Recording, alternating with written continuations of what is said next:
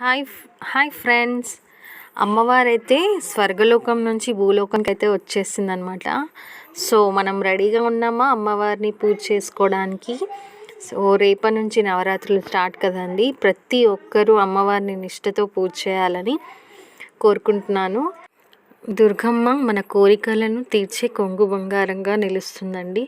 మనం భక్తితో అమ్మ అని పిలిచినా మనకు కరుణించే అమ్మవారు. సో ప్రతి ఒక్కరూ పూజ చేసుకోండి.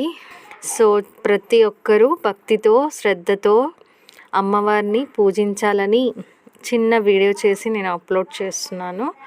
సో ఈ వీడియో నచ్చితే లైక్ చేయండి, షేర్ చేయండి. నేను వినాయకుడి దగ్గర కొంతమంది తమాషా చేసుకుంటూ కనిపించారండి. సో అందుకనే నేను ఈ వీడియోని అప్లోడ్ చేశాను.